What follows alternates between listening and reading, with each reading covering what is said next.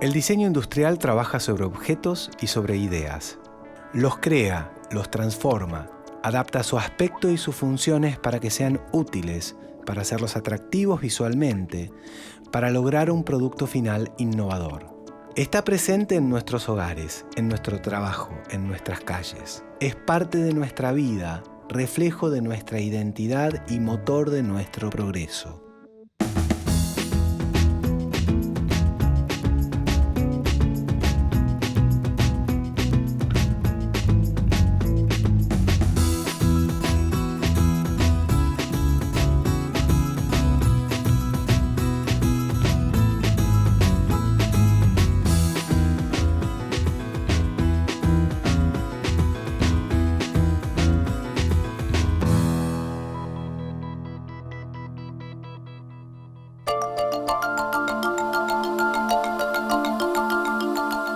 La agricultura es una actividad en constante evolución y crecimiento. Por su historia, por sus condiciones naturales y por la eficiencia que han desarrollado sus productores, la Argentina ha logrado emerger como uno de los líderes mundiales en el desarrollo de la agroindustria. Las fábricas, talleres y polos industriales relacionados con actividad agropecuaria se han transformado en el motor de muchas economías regionales y respaldan la apuesta fuerte al crecimiento sostenido de la actividad. Desde el diseño industrial hay todavía mucho por hacer, nuevas maquinarias que atiendan los intereses y las realidades de todos los productores del país, un campo de aplicaciones y soluciones que recién despierta. O sea, la planta es la vista superior de la máquina, ¿no? Parece un Fórmula 1 desde arriba. Este joystick lo que hace es, cuando yo tiro el joystick hacia adelante, estoy acelerando el avance de la máquina y cuando lo tiro hacia atrás, estoy acelerando el retroceso de la máquina.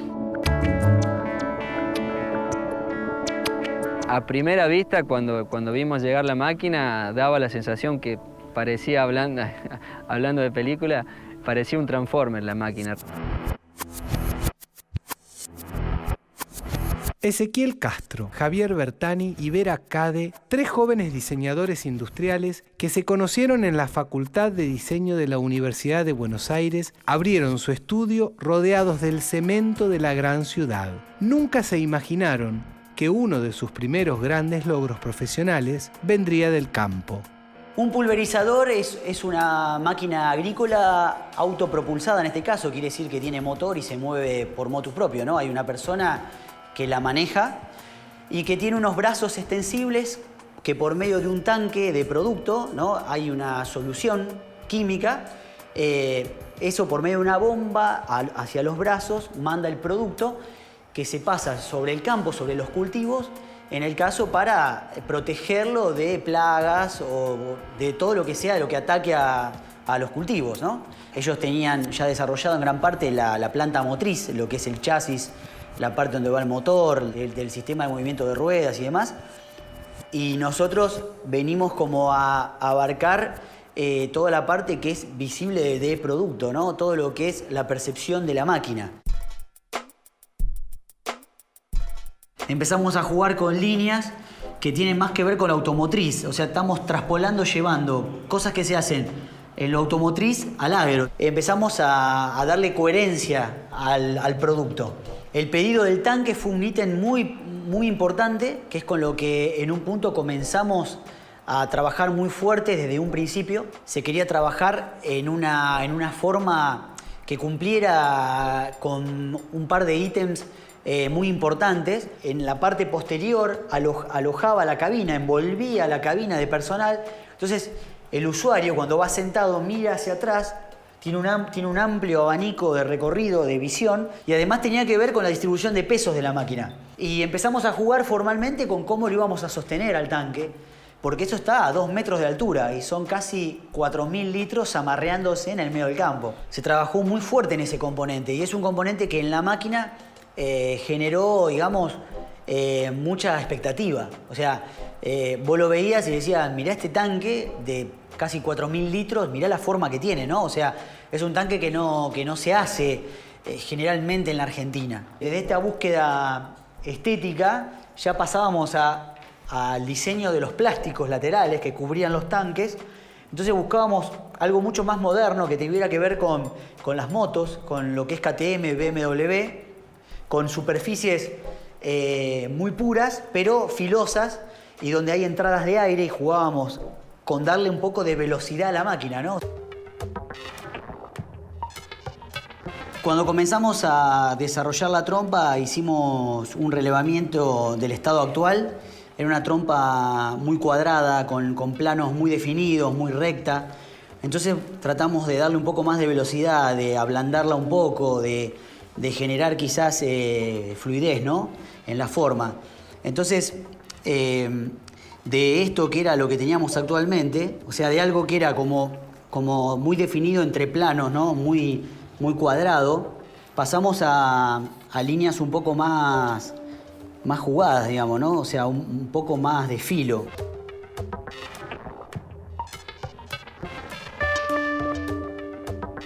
Trabajamos mucho con el ángulo de ataque, digamos, ¿no? Y siempre teniendo en cuenta el tema de la garra, que las dos trompas lo tenían, pero hicimos proporciones mucho más filosas, mucho más jugadas, ¿no?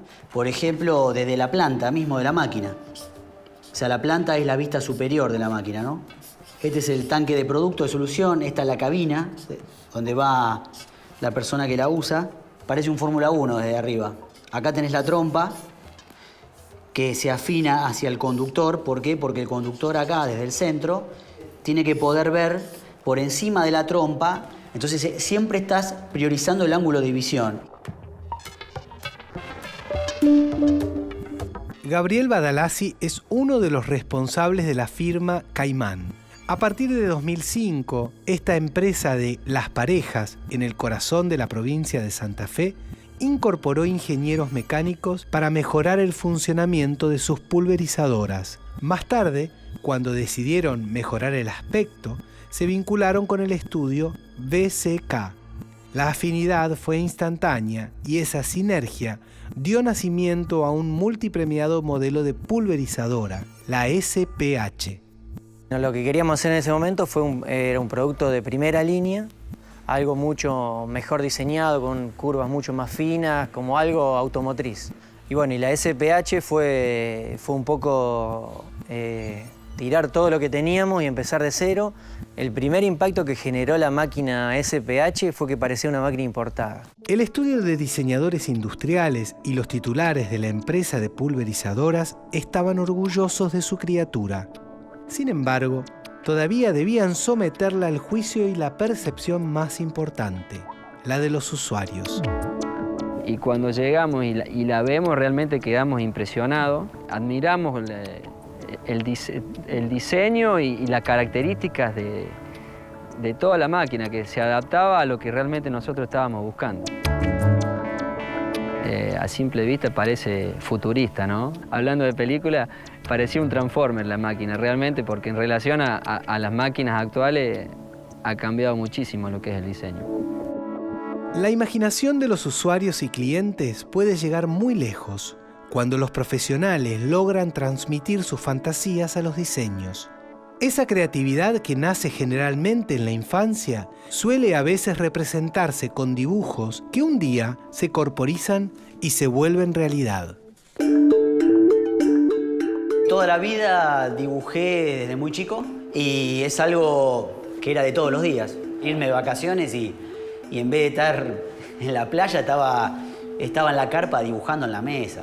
Yo soy del interior, de Carmen de Areco, 140 kilómetros, fanático de los camiones y las motos, más que de los autos, y pasándomela en los talleres. Desde muy chico sabía que me iba a dedicar a diseñar o me gustaba lo que se moviera, siempre lo que se... Y tengo cuadernos y cuadernos que me lo guardaron mis viejos con dibujos. Qué sé yo, salía la Coupé Fuego GTA en el 90 y la rediseñaba. O sea... o salía un camión y le cambiaba la trompa. Cuando el diseño y la ingeniería se fusionan, los límites se corren. Aparecen la innovación y el desarrollo. Los botalones de una pulverizadora son los brazos articulados que se extienden para esparcir el producto en el terreno. Los tres amigos y diseñadores propusieron reemplazar los botalones de acero de la SPH por unos de fibra de carbono mucho más livianos y de mayor alcance. Para eso se contactaron con la firma King Composite, que fabricaba mástiles de fibra de carbono para veleros de competición.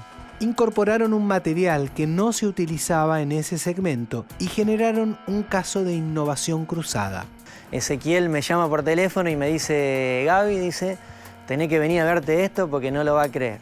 Y yo el primer impacto que tengo de cuando entro es de un mástil de velero puesto horizontal sobre unos caballetes que estaban trabajando ahí una gente. Y fue la primera conversación que tuvimos con Alejandro, que yo lo primero que le dije, lo veo arriba de una pulverizadora esto. ¿Qué permite esta tecnología? Permite que, a cambio de los botalones que se usaban anteriormente, que son todos de acero, que generan estructuras pesadas y que hacen imposible llegar a anchos de labor de más de 30 metros. Al reducir el peso considerablemente sin perder resistencia, logro hacer estructuras mucho más largas, de hasta 22, 25 metros de largo, a cada lado del mismo tractor. O sea que con la misma gasto de energía, la misma cantidad de horas, logro un ancho de labor mucho más grande. Menos pasadas implican menos combustible, menos trabajo para la persona. La máquina sufre mucho menos porque en vez de estar cargando una pieza que pesa 1000 kilos, está cargando una pieza que pesa 500 kilos. Con lo cual la suspensión del tractor ese que estamos hablando sufre mucho menos. O sea, las ventajas son innumerables. Comparando una pulverizadora que tenga 20 metros de ancho de botalón contra uno de, supongamos, de 40, el de 40 va a pisar la mitad de un botalón de 20. También se logra optimizar el tiempo, ¿no? Se utiliza la mitad del tiempo para hacer la misma cantidad de hectáreas. Ahorro hasta el 1% de la superficie que piso. Ese 1% implica un 1% más de rendimiento del campo. Quiere decir que si en la Argentina, a grandes números, se cosechan 100 millones de toneladas, usando esta tecnología podríamos cosechar 1 millón de toneladas extra.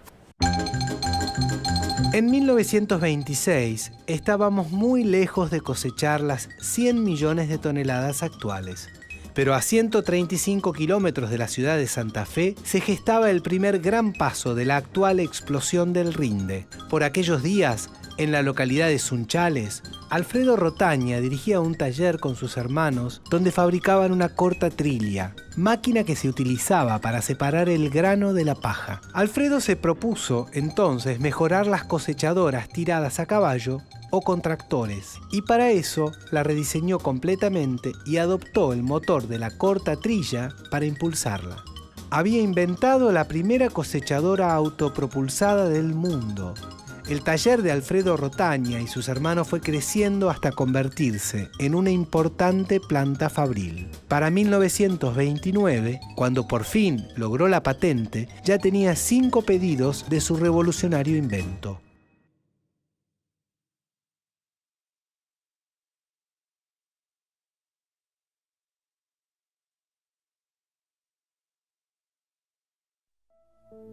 Cientos de emprendedores como los Rotaña, que poblaron el centro y sur de Córdoba y Santa Fe, la llamada Pampa Gringa, sembraron la semilla del deseo de progreso, de la inventiva y el talento. En Firmat floreció otro de esos grandes exponentes, don Roque Basali.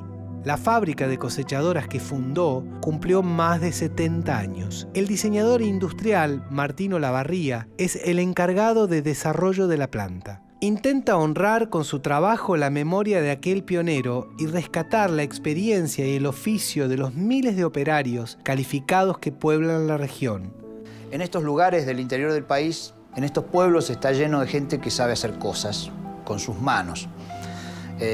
Cientos de torneros, de matriceros, de modelistas, de soldadores, de plegadores de chapa, de embutidores de chapa. Tengo una chapa finita así, tengo que hacer un agujero y el agujero cuando pongo la mecha me sale cuadrado. ¿Cómo hago para que el agujero salga redondo? Si la mecha es redonda, gira en redondo y el agujero sale cuadrado. Y pasa, ¿no? Porque hay pequeños desfasajes que hacen que se mueva y sale cuadrado. Entonces viene un viejito de esto y te dice, toma, ponle un trapo abajo de la mecha, a ver cómo sale redondo. Vos decís, ¿qué? Pone el trapo y sale redondo. Vos decís, ¿este tipo de dónde la sacó esta? Pavadas, ¿no? Porque son pavadas. Con ellos se aprende infinidad de cosas, ¿no? Infinidad de cosas que desde las facultades, sobre todo las facultades de diseño, donde la cosa está en light. Todo es muy light en el diseño, ¿no? El hecho de uno poder hacer todo este tipo de experiencias en estos lugares, con esta gente, con estos tipos así tan especiales, tan sabedores de cosas, a uno lo va moldeando, lo va formando, lo va templando, ¿no?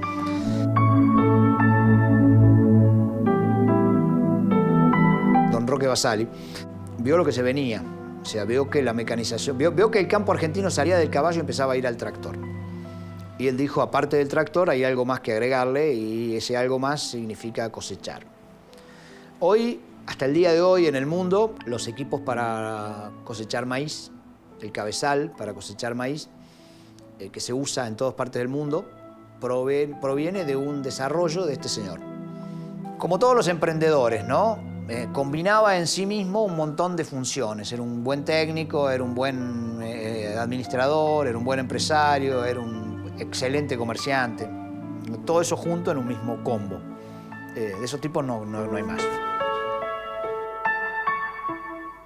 En los últimos 50 años, el diseño de cosechadoras tuvo en cuenta la incorporación de tecnología tanto como la mejora en las condiciones de trabajo de los operarios.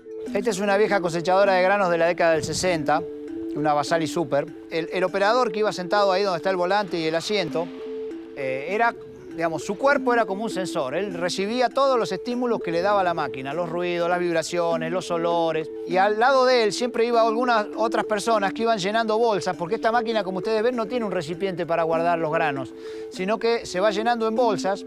Ahí acá va lo que él se llamaba el bolsero. Ahí al lado del bolsero iba un señor que iba cosiendo esas bolsas y las tiraba por esa rampa y iban quedando las bolsas en el campo.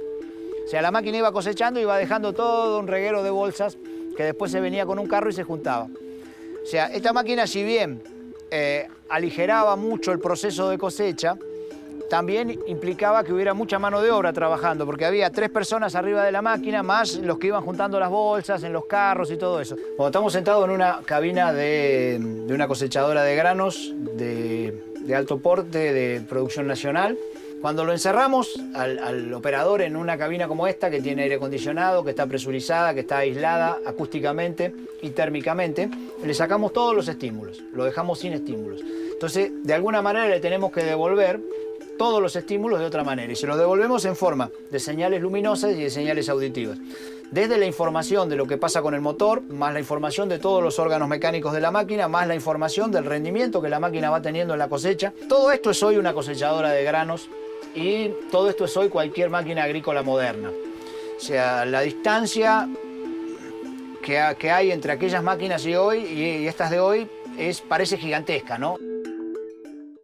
Los diseñadores industriales argentinos, testigos de los cambios tecnológicos y de la innovación, parten muchas veces de sus más entrañables recuerdos para aportar soluciones a toda la industria. Y todas las preguntas que me hacía cuando era chico, empecé a encontrar la respuesta. Y era porque uno busca mejorar continuamente los productos, la experiencia para la gente, para las empresas. Y así es como algo que hoy ya tiene varios años, uno ve cómo pasó el tiempo, ve las herramientas que tiene como diseñador y lo que uno pensaba cuando era chico, hoy uno lo puede hacer realidad. Yo creo que la profesión, en mi caso, pasó siempre por preguntarme y mirar mucho y hoy, al haber estudiado esta disciplina, tener las herramientas para poder mejorar los productos y la calidad de vida de la gente. O sea, eso lo traduzco en este camión que tiene mucha más visibilidad, tiene mejores accesos, una cabina mucho más amplia, hace el trabajo mucho más ameno. Desde la primera cosechadora automotriz de 1929 A las máquinas con diseño futurista del siglo XXI, la agroindustria argentina ha recorrido un largo y sinuoso camino, pero ha demostrado infinidad de veces que aún en los tiempos más difíciles sabe retomar la senda y posicionarse como uno de los líderes mundiales en la materia. Las mejores sembradoras de siembra directa que existen en el mundo son argentinas. Fabricantes de cosechadoras de granos en el mundo no quedan demasiados, las grandes compañías multinacionales se han quedado con todo. Y hoy es, por cantidad de unidades, por historia, por tradición, la quinta fábrica del mundo de cosechadoras. Es digamos, todo un orgullo nacional. La primer fábrica de implementos agrícolas de Las Parejas cumplió más de 50 años. Era una mega fábrica donde se producía todo, donde se hacía la fundición del acero, donde se cortaba la chapa, donde se conformaba la chapa. Hoy las fábricas trabajan muy diferente, por lo menos las más nuevas como Caimán. Tenemos una visión de futuro como de una empresa automotriz, que seamos una ensambladora y trabajar en los diseños, que nos provean esas partes que nosotros diseñamos, ensamblarla y dársela al cliente tal cual él nos la pidió a nosotros. Por ejemplo, el fabricante de nuestros tanques de fibra, de los de arrastre y de las cabinas que tienen mucha parte de fibra, es un antiguo fabricante de cajones de muertos de Las Parejas que lo hacía en fibra y después mutó a un fabricante de tanque y de cabina. ¿Por qué? Porque vio nosotros teníamos la necesidad, él podía hacerlo y bueno, y se va armando toda la cadena. El crecimiento sostenido de la industria nacional que opera desde el año 2003 generó oportunidades concretas para los diseñadores industriales argentinos. Los horizontes que trazan las nuevas generaciones de profesionales se encuentran después de mucho tiempo dentro de los límites de la patria. Cuando no hay industria estamos al horno. Y bueno, es lo que pasó en la década del 90. O sea, la mayoría de los colegas míos de esa época o se dedican a otra cosa, algunos se dedicaron a la docencia y muchos se fueron. Entre mi generación y la generación de los chicos que ahora están haciendo punta y que son los que vienen con todo el empuje y todo, hay un agujero en el medio. En un momento pensaba, qué bueno que estaría tener mi estudio. Bueno, lo pudimos lograr. Qué bueno que estaría cuando empezamos con maquinaria. Empezamos, no sé, diseñando un techo. Qué bueno que estaría haciendo una máquina entera. La diseñamos. Qué bueno que estaría trabajar para afuera. Trabajamos para afuera y seguimos trabajando para afuera. Cada tanto te parás y dices, todo lo que pensé se está dando, y eso te da como la fuerza para decir, bueno, lo que estoy pensando para adelante probablemente se pueda llegar a dar. El campo evolucionó muchísimo en los últimos 20 o 30 años y bastante más en estos últimos 10 años. Se ha incorporado muchísima tecnología, como es en las pulverizadoras, también en todo tipo de maquinaria. Digamos, hay una cosa muy clara, cuando la industria de un país crece al 10% anual, es lógico que para los diseñadores va a haber trabajo. Cuando la industria de un país se contrae, estamos al horno, estamos todos afuera. O sea, cuando dejamos de entender que los diseñadores industriales somos parte de un sistema productivo, dejamos de ser diseñadores industriales. Este modelo productivo, que podemos llamar de alta eficiencia o de agricultura industrial, que requiere de este tipo de máquinas de las que hablamos, es un modelo que vino para quedarse y es el que produzca las grandes rentabilidades. Desde el punto de vista del diseño tenemos mucho que decir en esos rubros, tenemos mucho que aportar. ¿Por qué? ¿Dónde aportamos? Aportamos en el paradigma, o sea, en la rotura del paradigma. O sea, la cosecha de maíz para la gran industria, para la agricultura industrial, se hace de esta manera, con estas mega máquinas que estuvimos viendo. La cosecha de maíz para el señor que vive en una ladera de un cerro en Misiones y que tiene la ladera así y que tiene que cosechar a mano es absolutamente distinta. Necesitamos otra cosa, necesitamos otro modelo de máquina. Ese señor es conveniente que se quede en Misiones y tiene que vivir de otra manera, entonces tenemos que generarle las máquinas.